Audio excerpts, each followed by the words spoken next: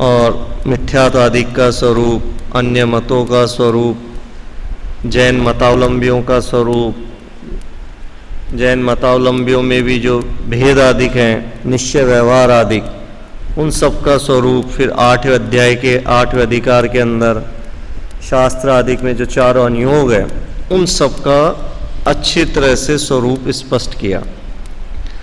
अब यहाँ पे जो 9वां अधिकार है उसके अंदर कि जब जीव अपने स्वभाव को, संसार के दुखों का स्वरूप जान लिया, तो उसके लिए करने लायक कार्य क्या रहा है, तो उसके लिए यहाँ पे 9वां अधिकार लिखते हैं कि जय इस मनुष्य भव में, इस जैन कुल के लिए जिनवाणी के सामने करने लायक कार्य केवल एक मोक्ष सुख की प्राप्ति करने का ही है, अर्थात अविनाशी सिद्ध स्वरूप को प्राप्त करने का है।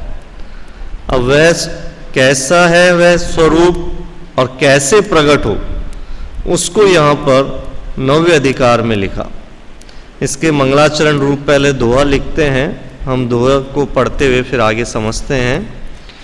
शिव उपाय करते प्रथम कारण मंगल रूप, विघ्न विनाशक सुख करण, नमो शुद्ध शिव भूप।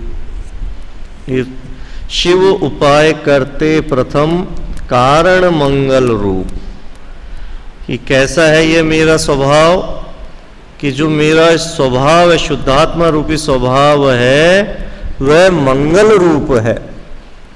कैसा मंगल रूप है कि वह शिव उपाय करते प्रथम, ये सबसे पहले वह मोक्ष का उपाय को बताने वाला है। और वह कैसा है मेरा शुद्ध स्वभाव, विघ्न विनाशक सुख करण, ये सारे विघ्नों का विनाश करने वाला है और सुख को देने वाला है। ऐसा नमो शुद्ध शिव भूप, ऐसे उस मेरे शुद्धात्मा को, उस मेरे शिव स्वरूप को प्राप्त करने के लिए मैं उसको अब मंगल रूप से नमस्कार करता हूँ। जिस चीज की प्राप्ति करनी है, जिस मार्ग में मुझे जाना है, पहले मैं प्रथम तो उसको तो जानूं कि जिस मोक्ष को मुझे प्राप्त करना है वह मोक्ष है कैसा। जाना तो मुझे बहुत दूर है, जिस भी रास्ते पे मुझे जाना है, लेकिन यदि मेरे को उस गंतव्य स्थान का रास्ता ही नहीं पता हो, उसका क्या क्या मेरे को वहां पे क्या विधि से प्रकट होगा, यदि वह विधि नहीं प्रकट होगी, पता होगा, तो उस रास्ते को, उस मार्ग को मैं कैसे प्रकट करूंगा।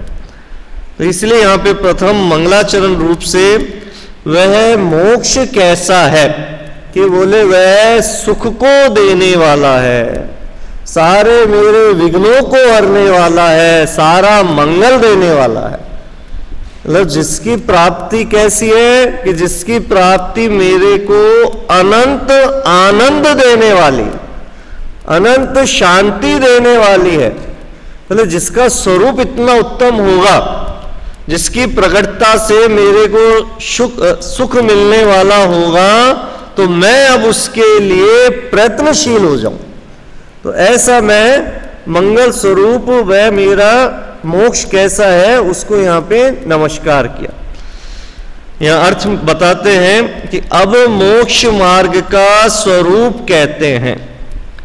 प्रथम मोक्ष मार्ग के प्रतिपक्षी जो मिथ्या दर्शन आदि उनका स्वरूप बतलाया, उन्हें तो दुख रूप, दुख का कारण जानकर, हे मानकर उनका त्याग करना, तथा बीच में उपदेश का स्वरूप बतलाया, उसे जानकर उपदेश को यथार्थ समझना। अब मोक्ष के मार्ग जो सम्यक दर्शन आदि उनका स्वरूप बतलाते हैं, उन्हें सुख रूप, सुख का कारण जानकर, उपादेय मानकर अंगीकार करना, क्योंकि आत्मा का हित मोक्ष ही है, उसी का उपाय आत्मा का कर्तव्य है। इसलिए उसी का उपदेश यहां देते हैं कि प्रथम तो जो अनादि का जो हमारा सुख है, या वह सुख की जो अवस्था जहां प्राप्त होने वाला है, ऐसा मोक्ष मार्ग है, अनादिकाल से उसका प्रतिपक्षी क्या था, उसका विरोधी कौन था, शत्रु कौन था? बोले मिथ्या दर्शन आदि, कि वे जो अज्ञानता है वह मिथ्यात्वादिक है। अनादिकाल से यह जीव उसके वशीभूत होकर के चतुर्गति परिभ्रमण करता चला रहा। बोले उसका स्वरूप हमने स्टार्टिंग के 3 चौथे अधिकार तक समझकर आ गए। 5वें अधिकार में भी अन्य मतों के बारे में समझ लिया। तो बोले वह उसका दुख का कारण, दुख का स्वरूप, और वह कैसा है? हे रूप से है। ऐसा हे मान करके उसका तो त्याग हुआ। और फिर उसके आगे उपदेश आदि का स्वरूप बतला करके उसे जानकर उपदेश को यथार्थ समझना। उपदेश आदि का स्वरूप अर्थात अपने आत्मा का स्वरूप, हमारे लिए अब करने लायक कार्य क्या है। कि कहीं ऐसा नहीं हो कि उस आत्मा का स्वभाव तो समझ तो रहे हैं, लेकिन हम कहीं एकांतवादी नहीं हो जाए। तो उसके लिए जो 7वें अध्याय के अंदर एकांत आदि के बारे में भी बताया कि कैसे कि जो व्यवहारावासी, निश्चयवासी, वहां पर हमारे कोई आभास नहीं हो जाए, तो उसकी प्रक्रिया को समझ करके वहां भी हमने उस चीज को दूर किया। अब उसको दूर करके अब मोक्ष के मार्ग जो सम्यक दर्शन आदि, उनका स्वरूप बतलाते हैं। और कैसा है वह? कि वह सुख रूप है, सुख का कारण है, उसको उपादेय मानकर अंगीकार करना, क्योंकि आत्मा का हित मोक्ष ही है, उसी का उपाय आत्मा का कर्तव्य है। कि अब बोले मेरे लायक करने लायक कार्य क्या है? कि बोले करने लायक कार्य है कि वह मोक्ष की प्रकटता करनी है। और वह मोक्ष की प्रकटता क्या है? वह सुख स्वरूप है। और वह सुख कब प्रकट होगा? वह सम्यक दर्शन आदि से प्रकट होगा। कि जो यथार्थ स्वभाव है, यथार्थ स्वरूप है, जैसे वह स्वरूप की प्रकटता हुई, वैसे इस जीव को अतीन्द्रिय आनंद आया, वैसे सुख प्रकट हुआ। और जैसे वह सुख प्रकट हुआ, कालांतर में वह अविनाशी सिद्ध स्वरूप को प्रकट कर लेता है। तो एक सारांश रूप से यहां पर इस पैराग्राफ में टोडनमल जी ने बोले अब हमें क्या प्रकट करना है, उसका सारांश रूप से यहां पर वक्तव्य बता दिया है। बोले अनादिकाल का उस मिथ्यात्व को त्यागना है, उसको जो प्रतिपक्षी है मेरा, उसको मेरे को जीतना है। और किसको प्रकट करना है? इस सम्यक को प्राप्त करके मुझे मोक्ष को ग्रहण करना है। यहां पर यह सारांश रूप से बताया। अब इसका विस्तार से यहां पे कथन करते हैं। तो क्या बताया? आत्मा का हित मोक्ष ही है। कैसा है वह? वहां आत्मा का हित मोक्ष ही है, अन्य नहीं। ऐसा निश्चय किस प्रकार होता है सो कहते हैं। यह जीव अनादिकाल से अनंत पर्याय, अनंत अन्य गतियों में हम परिभ्रमण कर रहे हैं। पहले चारों गतियों की अनंत पर्यायों में परिभ्रमण कर रहे हैं, लेकिन बोले परिभ्रमण करते करते भी किसी भी पर्याय में ऐसी अवस्था प्रकट नहीं हुई संसार की पर्यायों में कि जहां हमें अब ऐसा लगा यह पर्याय हमेशा चलती रहे तो मेरे को आनंद मिल जाए। जिस पर्याय में भी मैं जाता हूं उस पर्याय से मैं छूटने लग जाता हूं। पहले तो वह पर्याय जब तक प्रकट नहीं होती है तब तक अंदर से इच्छा होती है कि अगर वह अवस्था मुझे मिल जाए, वह संसार का वह स्वरूप मुझे मिल जाए तो मुझे सुख मिल जाएगा। लेकिन कालांतर में काल अवधि के अनुसार यदि वह अवस्था वह पर्याय मिल भी जाए, लेकिन उसमें भी इस जीव को सुख नहीं मिल पाता। तो कैसा कि ऐसा जब इस जीव ने चतुर्गति परिभ्रमण करता हुआ किसी भी अवस्था में सुख नहीं पाया, तो अब क्या वह विचार करता है कि बोले अब आत्मा का हित तो मोक्ष ही है। यह जीव इस संसार में संसार की उपलब्धि करने के लिए, लौकिक उन्नति करने के लिए बहुत भाग दौड़ करता रहता है कि कभी ये व्यापार कर लूं, कभी ये जॉब कर लूं, कभी इतना कमा लूं, सब कुछ करता रहता है। किस लिए करता है कि मेरे को आराम से टेंशन फ्री लाइफ जीना है, मेरे को संसार में जो मेरे को सुख दिखता है वह सुख प्राप्त करने के लिए ये सब कुछ मुझे करना है।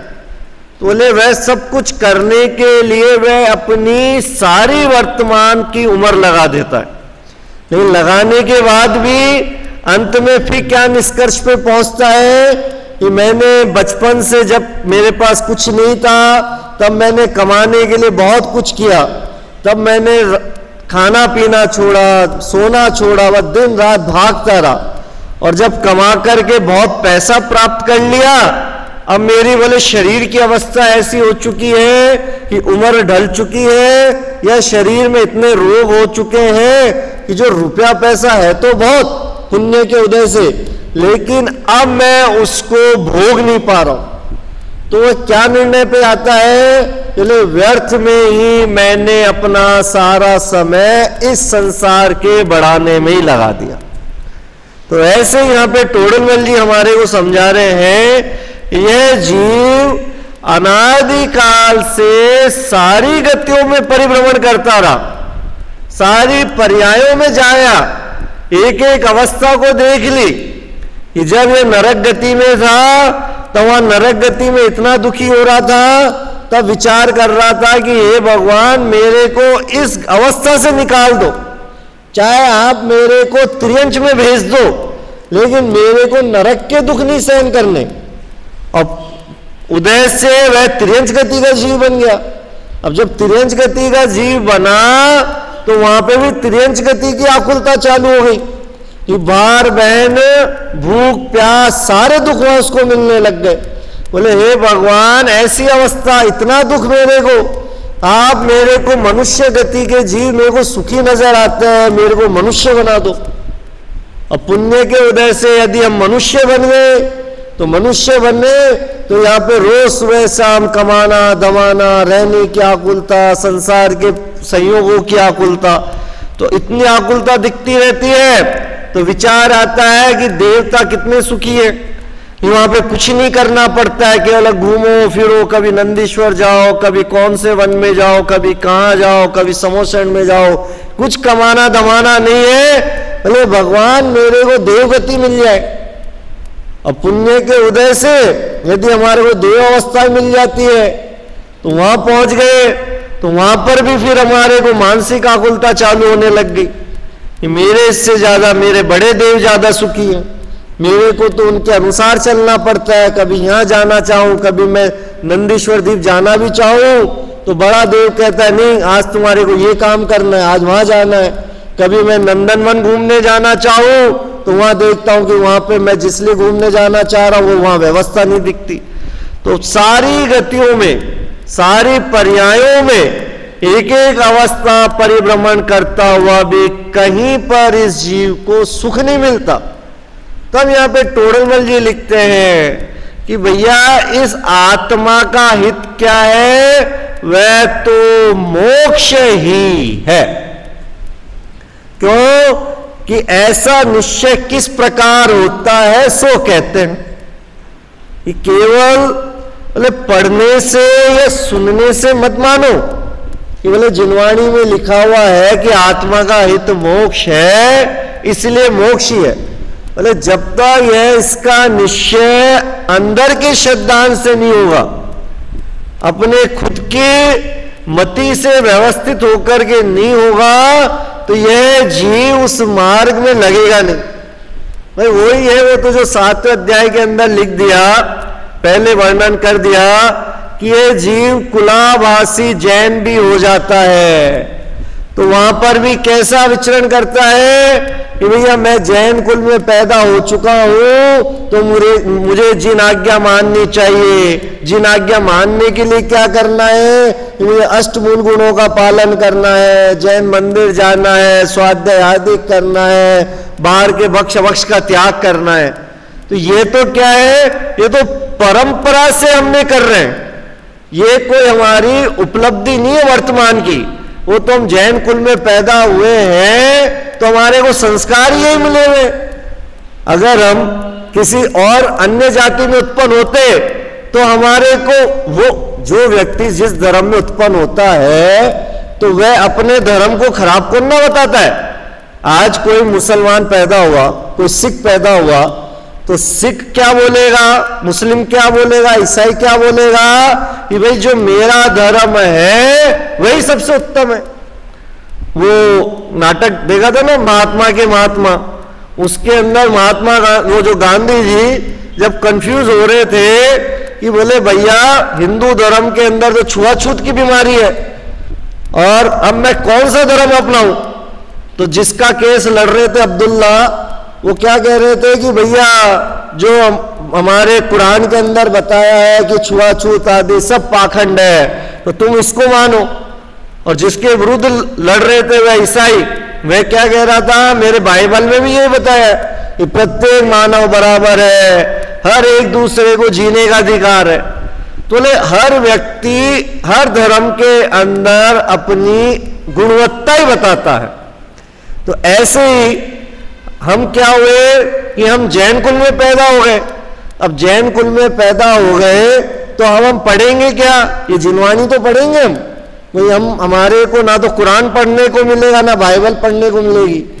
तो अब हम जब जिनवानी पढ़ेंगे तो हम अपने आप को यह नहीं समझे कि भैया मैं तो बहुत ऊंचा मार्ग प्रकट कर चुका हूं। बोले क्यों, बोले ये तो परंपरा से अपनाई वस्तु सहज है। हम जैन कुल में पैदा हुए हैं तो बोले अपने आप हमें ऐसे संस्कार के अनुसार हमें मंदिर भी आना है, अष्टमूल गुण का पालन भी करना है, अभक्ष का त्याग भी करना है और स्वाध्याय भी करना है। ये तो हमारी जैन कुल की परंपरा है। और हम क्या मान के बैठ जाते हैं कि मैं तो अब धर्म के मार्ग पर चढ़ चुका हूं। तो अगर हम इसी परंपरा को मान करके धर्म के मार्ग पे चढ़ गए, ऐसा मानने लग जाए, तब तो जो सिख कुल में पैदा हुआ है वह भी तो सही मान रहा है, जो मुसलमान है वह भी तो सही मान रहा है, क्योंकि वह जो उसके धर्म में लिखा हुआ है उसी को पालन कर रहा है। तो बोले ऐसा नहीं। यहां पे टोडरमल जी क्या समझाना चाह रहे, बात समझना, कि निश्चय किस प्रकार करो वह पहले अंगीकार करना। ऐसा मत मान लेना कि भैया मैंने अब कुल में पैदा हुआ हूं और जिनवाणी में ऐसा लिखा है तो मान लो, क्योंकि जीव को अनंत काल इस चतुर्गति परिभ्रमण करते करते क्यों बीता, क्योंकि इसने कभी भी जिनवाणी की बात अर्थात तीर्थंकर अनंत परमात्मा की बात को अंदर हृदय से स्वीकार नहीं किया।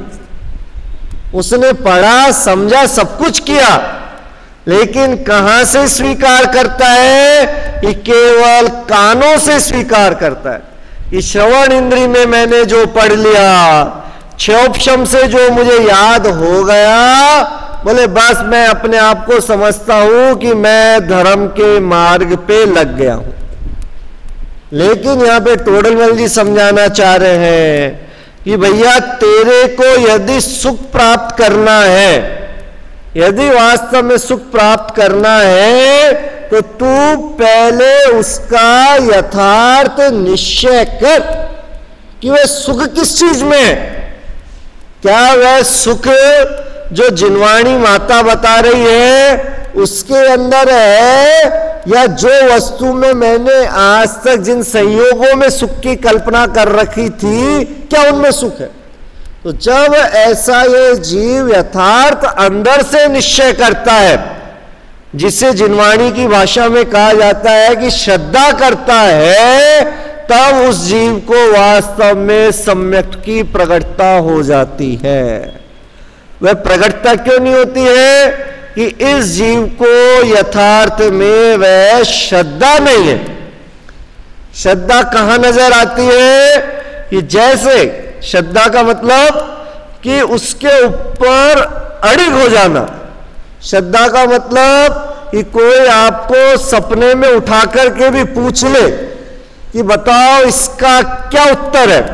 जैसे कोई व्यक्ति किसी सब्जेक्ट में बहुत परफेक्ट हो, जैसे एग्जाम्पल मान लो कोई, हम जब बच्चे रहते हैं तो हम मैथ्स का जोड़ गुना भाग इतना अच्छे तरह से परफेक्ट हो जाते हैं, और कोई हमारे को सपने में भी उठा करके पूछे, या जो टीचर होता है, टीचर हमारी परीक्षा करने के लिए कई बार गलत उत्तर लिख देता चला करके कि भैया इतना इतना इतना इतना ये उत्तर आया, तो बोले सही है क्या?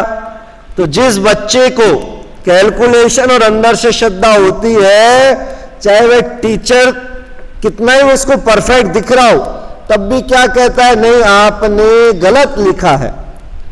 उसको चाहे सपने में भी उठा करके कोई पूछ ले कि मैंने ये सवाल दिया है, बताओ क्या, तो तुरंत वो उत्तर देता है। तो ये क्या हुआ? उसका उस वस्तु के प्रति पूर्ण श्रद्धा है। तो कैसी? कि बोले वह श्रद्धा अड़िग होनी चाहिए। तो कब होगी? कि जब वह अपने खुद के स्वयं विवेक से जागृत करेगा, स्वयं विवेक से उसको अंगीकार करेगा, तभी वह लगन, तभी वह सच्ची श्रद्धा प्रकट होगी। यदि हमने देखा देखी में या दूसरों के कहने से स्थापित कर लिया, तो बोले वह स्वयं विवेक नहीं हुआ, वह तो परिपाटी से है, और वह फिर कालांतर में फिर भूल जाएंगे हम, फिर छूट जाएगी वह अवस्था। तो यहां पे तोड़लमल जी लिखते हैं कि वह जो निश्चय होता है सो किस प्रकार है। तो उसको लिखा कि आत्मा के नाना प्रकार गुण पर्याय रूप अवस्था पाई जाती है, उनमें अन्य तो कोई अवस्था हो आत्मा का कुछ बिगाड़ सुधार नहीं है। एक दुख सुख अवस्था से बिगाड़ सुधार है। यहां कुछ हेतु दृष्टांत नहीं चाहिए, प्रत्यक्ष ऐसा ही भाषित होता है। कि बोले इस जीव को वास्तव में जो आकुलता है, परेशानी है, वह कहां पर नजर आती है? कि अवस्थाएं तो बहुत सारी होती है। जैसे इस आत्मा के अनंत हमारे अंदर गुण है, उस अनंत गुणों की अनंत पर्याय प्रति समय बदलती रहती है, लेकिन उन अवस्थाओं से हमारा कोई भी सुख दुख नहीं होता, तो हम उस गुणों के बारे में, उस पर्याय के बारे में कभी विचार ही नहीं करते। लेकिन हम कहां पर विचार करते हैं? कि जिस अवस्था से जहां पर मेरे को दुख की आकुलता उत्पन्न होता है, और जब मेरे को आकुलता उत्पन्न हुई, अर्थात जिस अवस्था से मेरे को दुख उत्पन्न हुआ, उसी अवस्था को मैं दूर करने का प्रयत्न करने लग जाता हूं। भाई सुबह से लेकर शाम तक हम रूटीन के सारे वर्क कर रहे हैं, ठीक है, तो सारे वर्क हो रहे हैं, वह हमारे गुणों की पर्यायें तो चल रही है वह सारी की सारी, लेकिन हम उसके बारे में इतना चिंतन नहीं करते कि मैंने कल क्या खाया था, एक महीने पहले क्या खाया था। वो ठीक है, अवस्थाएं हैं, मैं कहां गया था, लेकिन हमारे दिमाग में, मस्तिष्क में कौन सी बात अटक के रहती है?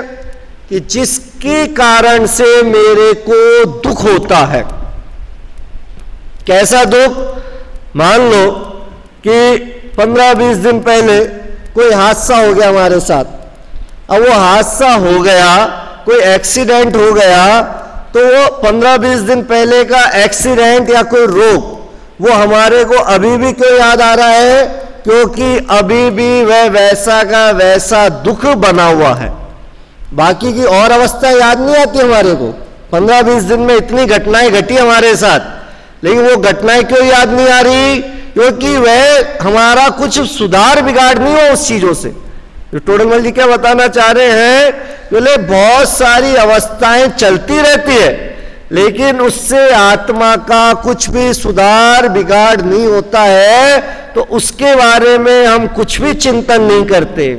नहीं, किसका हम चिंतन करते हैं? कि जहां पर मेरा दुख मिलता हो, जिस वस्तु की प्रकटता से मेरे को दुख मिलता हो, उसी का हम चिंता करने लग जाते हैं और उसी का उपाय हम करने लगते हैं कि कैसे मैं इसको दूर करूं। तो यहां कुछ ऐसा दृष्टांत देने की जरूरत नहीं, प्रत्यक्ष ही ऐसा ही भाषित होता है। प्रत्यक्ष ही ऐसा क्या भाषित होता है? बोले हम हमारी खुद की, टोडरमल जी बता रहे हैं कि खुद की दिनचर्या हम देख लो। बोले दिन भर की दिनचर्या हमारी चलती रहती है, उस दिनचर्या में हमने कभी भी कुछ याद रखते ही नहीं है। इस आत्मा की तो अवस्था हो रही है वो सारी की सारी, इस शरीर से संबंधित जो आत्मा रह रहा है, असमान जाति पर्याय में भी अवस्था चल रही है, लेकिन हम कुछ याद नहीं करते। लेकिन कौन सी अवस्था याद रह जाती है? कि जिसमें मेरे को दुख हुआ है, जिस वस्तु ने मेरे को दुखी किया है, केवल उसी के बारे में विचार चलता रहता है। द्रव्य पर्याय और गुण पर्याय, कि जो हमारे द्रव्य होता है, कि क्या द्रव्य है? कि मेरा जो आत्मा द्रव्य है, वह जीव द्रव्य, वह उसकी जो पर्याय चल रही है वह हमारी द्रव्य पर्याय। और आत्मा के जो गुण है, आत्मा के गुण क्या हुए? ज्ञान दर्शन आदि हमारे हुए, उसकी जो पर्याय चल रही वह हमारी गुण पर्याय चल रही। पर्याय तो गुणों की होती है, लेकिन वह जो द्रव्य है वह भी उसकी द्रव्य है तो ध्रुव है, लेकिन उस ध्रुवता की भी तो पर्याय चलती है। ध्रुव खुद अड़िग नहीं रहता, पर्याय गुणों की है, और जो द्रव्य है वह भी तो द्रव्य ध्रुव रहते हुए उसमें भी तो प्रति समय बदलाव तो चलता ही रहता है, तो वह द्रव्य पर्याय चलती रहती है। और जो हमारे गुण है, ज्ञान दर्शन आदि हमारी जितने भी गुण हैं, उन गुणों में जो पर्याय चलती रहती है वह हमारी गुण पर्याय की अवस्था रहती है। हाँ, वो और मैं एक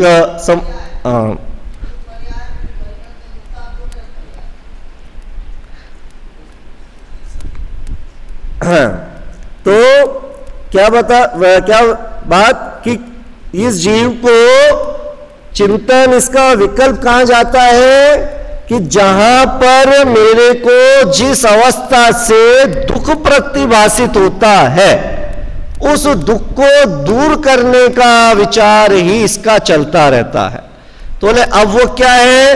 कि लोक में जितनी आत्मा है उनके एक उपाय यह पाया जाता है कि दुख ना हो, सुख हो, तथा अन्य भी जितने उपाय करते हैं वे सब एक इसी प्रयोजन सहित करते हैं, दूसरा प्रयोजन नहीं है। जिनके निमित्त से दुख होता जाने उनको दूर करने का उपाय करते हैं, और जिनके निमित्त से सुख होता जाने उनके होने का उपाय करते हैं। जो छेड़ाला में लिखा, जे त्रिभुवन में जीव अनंत, सुख चाहे दुखते वह बन। क्या? कि बोले इस संसार में जितनी भी आत्माएं हैं, बोले सबका क्या उपाय चलता रहता है? कि दुख नहीं हो और सुखी चले। और जितने भी उपाय करते हैं वह उपाय भी इसी का चलता है कि भैया मैं जो कार्य करूं उस कार्य में मेरे को दुख नहीं मिलना चाहिए, उस कार्य से क्या मिलना चाहिए? मुझे सुख ही मिलना चाहिए। तो प्रयोजन तो केवल दुख को दूर करने का और सुख प्रकट करने का है। मतलब एक मोटा तौर पे यहां पे टोडरमल जी क्या समझाना चाहते हैं कि इस जीव का संसार में कोई भी जीव करने लायक कार्य क्या करता है कि दुख को दूर करना चाहता है और सुख को प्रकट करना चाहता है। बोले मुद्दे की बात इतनी ही है। अब बोले फिर जितना ही संसार बढ़ रहा है वो सब केवल इसी कैलकुलेशन के कारण बढ़ रहा है कि अब वह जीव अपने दुख के सामग्रियों को गिनाता है कि मेरे को दुख किससे मिल रहा है, कि साहब मेरे को दुख, मैं नौकरी करता हूं तो नौकरी में मेरे को मेरे बॉस से दुख है, मेरे को काम से दुख है, मेरे को समय से दुख है, मैं भोजन लेके जाता हूं तो मेरे को ठंडा भोजन रहता है, वो अपने दुख को गिनाता रहता है। तो अब बोले मेरे को सुख किससे मिलेगा कि यदि मेरा बॉस मेरे अनुकूल मिल जाए, मेरा कार्य जैसा मैं चाहूं वैसा होने लग जाए, मेरे को गरम गरम भोजन मिल जाए, मेरा ऑफिस मेरे घर के पास में हो जाए, तो वह मेरे सुख का कारण मिल जाए। मतलब ये जीव अपने दुखों की लिस्ट देखता है और फिर उस लिस्ट को दूर करने के लिए फिर सुख की कल्पना करने लग जाता है कि वह सुख किस चीज से मिलेगा। विद्यार्थी क्या सोचता है कि मैं पढ़ाई क्यों कर रहा हूं, कि बोले यदि मैं पढ़ूंगा नहीं तो मैं अनपढ़ रह जाऊंगा, मेरे अंदर ज्ञान अधिक नहीं होंगे। जितने भी मैं मेरे समकक्ष विद्यार्थी देखता हूं उनकी वैल्यू कैसी होती है, जो बहुत अच्छा पढ़ता है, जिसमें बहुत अच्छी क्वालिटी, बहुत एक्टिव है, उसकी वैल्यू होता है, वो सुखी दिखता है। तो वह अब अपने अंदर क्या विचार करने लगता है कि मैं अब अपने जो दुख के कारण है उसको दूर करूं, मैं भी रात दिन पढ़ूं, वो काम करूं, ये करूं, वो एक्टिविटी लाऊं तो मैं सुखी हो जाऊंगा। तो ये जीव देखता क्या है, करता क्या है कि अपने दुखों को दूर करना चाहता है और सुख जिस वस्तु से प्रकट हो, जिस प्रयोजन से मुझे सुख मिले, उस प्रयोजन के पीछे लग जाता है। तथा और जिनके निमित्त से सुख होता जाने उनके होने का उपाय करता रहता है। कि ऐसा नहीं है जी उपाय नहीं करता, उपाय करता है। चाहे वह एकेंद्रीय जीव हो, चाहे संगी पंचेंद्रीय जीव हो, प्रत्येक जीव अपने दुख को दूर करने का और सुखी होने का उपाय करता है। एकेंद्रीय जो पेड़ आदिक है, वह पेड़ आदि की जड़ें भी जब हम देखते हैं कि वह जड़ें, जिस जड़ को जब पानी की जरूरत होती है तो अपने आप वह उस दिशा की तरफ मुड़ जाती है जिस तरफ उसको नमी नजर आती है, पानी नजर आता है। जहां पर उसको सुख चाहिए वो अपना वहां चल जाता है, वह एकेंद्रीय। और हम संगी पंचेंद्रीय तो हमारे को पता ही है कि जिस मार्ग में हमारे को दुख नजर आता है हम तुरंत उस मार्ग से हट करके और जिस अवस्था में मुझे सुख मिलने लगेगा, जिस वस्तु से सुख मिलेगा, उस वस्तु की हम प्रकटता करने लग जाते हैं। तो ये जीव उपाय क्या करता रहता है, ये दुख से दूर होना चाहता है और सुख के रास्ते का उपाय करता रहता है। तथा संकोच विस्तार आदि अवस्था भी आत्मा की होती है। वह अनेक परद्रव्यों का भी संयोग मिलता है, परंतु जिनसे सुख दुख होता न जाने उनके दूर करने का वह होने का कुछ भी उपाय कोई नहीं करता। बोले अवस्थाएं तो बहुत होती रहती है संसार में, संकोच विस्तार आदि बहुत इस आत्मा के जो असमान जाति पर्याय है, वह जो शरीर को मैंने अपना माना है, उस शरीर की भी अवस्था होती है, मेरे गुणों की भी अवस्था होती रहती है, सारी अवस्थाएं होती रहती है। लेकिन जिस अवस्था में मुझे वर्तमान में कुछ बिगाड़ नजर नहीं आ रहा, जहां पर मुझे आकुलता नजर नहीं आ रही है, तो बोले मैं वहां पर कुछ भी चिंतन करता ही नहीं हूं। जैसे कोई व्यक्ति सो रहा है, अब उसको पता है मैं सो रहा हूं, अब मेरे को भूख नहीं लग रही है, तो क्या आराम से सोता रहता है? क्यों? क्योंकि बोले जब मुझे नींद में आराम आ रहा है, अब मुझे कुछ काम भी नहीं करना है, भूख भी नहीं लग रही है, आकुलता ही नहीं हो रही है, तो वह क्या हो रहा है, वह अपने आप को निठल्ला होकर के सोता रहता है, आलसी प्रमादी होता रहता है। क्यों? क्योंकि उसको वहां पे क्या नजर आ रहा है कि मुझे कुछ दुखी नजर नहीं आ रहा। लेकिन जैसे ही जब उसको भूख अधिक लगती है, क्षुधा वेदनी का जब आतुरता चालू होती है, तब वह विचार करता है कि अब मुझे उठ करके रसोई की तरफ जाना चाहिए। चले संसार की अवस्थाएं बहुत सारी होती रहती है, लेकिन अनेक परद्रव्यों का संयोग भी मिले, लेकिन उन संयोगों से यदि सुख दुख भी नहीं मिलता है तो वहां पे कुछ विचार नहीं करता। हम ट्रेन के अंदर हम सफर करते हैं, उस ट्रेन के सफर के अंदर हमारे साथ बहुत सारे यात्री भी सफर करते हैं, लेकिन वह भी अपने कान में लगा करके सुनते रहते हैं ईयरफोन, और हम भी ईयरफोन लगा के बैठे रहते हैं। क्यों? क्योंकि ना हमारे को उनसे कुछ तकलीफ, ना उन्हें हमारे से कुछ तकलीफ। तो अवस्थाएं तो बहुत सारी हो रही है, चाहे तो वो कोई हमारे को किसका भी देता, भैया जरा उधर खिसक जाओ, अब जगह होती तो हम भी शिफ्ट हो जाते हैं। तो हमारे को यदि तकलीफ नहीं होती तो हम शिफ्ट हो जाते हैं। मान लो विदाउट रिजर्वेशन वाले डब्बे में बैठे हो, और जहां पर हम रिजर्वेशन वाले डब्बे में बैठे हुए होते हैं, जहां पर हमें हमारा अपनापन नजर आने लग जाता है, और कोई कहता है हमारे को भैया बैठने के लिए जगह दोगे, तो उस टिकट का जब हमने एक्स्ट्रा चार्ज दिया है तो हमारे को दुख नजर आता है। तो हम कहते हैं भैया मैं तो सो के जाने वाला हूं, आप और कोई दूसरी जगह देखो। तो जहां पे जिन परद्रव्यों के संयोग मिलने पर ना मेरे को आकुलता होती है ना दुख होता है, तो उस परद्रव्यों के बारे में हम विचार ही नहीं करते। हम सड़क पे चल रहे हैं, बहुत सारे एक्सीडेंट हमारे आंखों के सामने होते दिख जाते हैं, तो बोले वे हो रही है ना, घटनाएं घट रही है, लेकिन उस घटना से हमारे को कोई संबंध नहीं होता, तो हम उस घटना से ना आकुलित होते ना व्याकुलित। जैसे न्यूज़पेपर हम पढ़ते हैं, अब उस न्यूज़पेपर में पूरे संसार में कुछ ना कुछ हादसा आता, लिखा हुआ आता है, लेकिन उस हादसे से हमारे घर की कुछ हानि नहीं होती, हमारे देश की कुछ हानि नहीं हो रही है, तो उसको पढ़ करके ज्ञान का गेय बना लेते हैं। जैसे कल के पेपर में आया, अमेरिका में एक एरोप्लेन उतरा और उतर के तार से टकराया, ब्लास्ट हो गया। अब पेपर में पढ़ा ब्लास्ट हो गया, अब वो अमेरिका की बात है, ना हमारे उसके भारत से कुछ संबंध, ना मेरे जयपुर से, ना मेरे घर से कुछ संबंध। तो ले घटना घटी है ना, उसमें कोई ना कोई व्यक्ति हताहत भी हुआ होगा, किसी की जनहानि, किसी की राष्ट्र हानि भी हुई, लेकिन बोले उस हानि से यदि जीव को कुछ तकलीफ नहीं हो रही है तो ऐसे संयोगों को पढ़ के भी ज्ञान का गेय बना लेता है। वहां पे वह किंचित भी आकुलित व्याकुलित नहीं होता है। तो ऐसा अनेक परद्रव्यों का संयोग भी मिलता है, परंतु जिनसे सुख दुख होता न जाने उनको दूर करने का वह होने का भी कुछ उपाय करता ही नहीं है। कि जिन परद्रव्यों के संयोग से जब इसको आकुलता हो ही नहीं रही है, जब मेरे को कुछ परेशानी हो ही नहीं रही है, तो मैं उसके बारे में क्यों व्यर्थ में विकल्प करूं, है ना।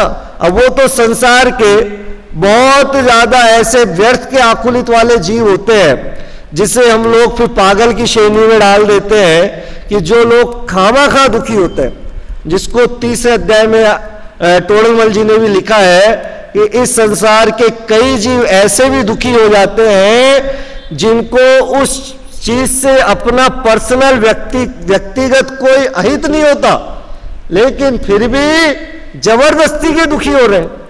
वैसे क्रिकेट के मैच चलते रहते हैं, अब उसके अंदर चाहे इंडिया जीते चाहे हारे, चाहे या इंडिया तो चलो मान लो देश के हित के अंदर अपन विचार कर ले, लेकिन कोई दूसरी टीम खेल रही हो, इंग्लैंड और ऑस्ट्रेलिया, अब इंग्लैंड जीते या हारे या ऑस्ट्रेलिया जीते या हारे, ना उसमें हमारा देश हित की बात है, ना उसमें हमारा और कुछ बात है। लेकिन अब जिस जीव को दुखी होना हो, जो ऐसा विचार करे कि नहीं आज तो मैं मैच देख रहा हूं और आज के मैच में इंग्लैंड को ही जीतना चाहिए, है ना, इंग्लैंड को ही जीतना चाहिए।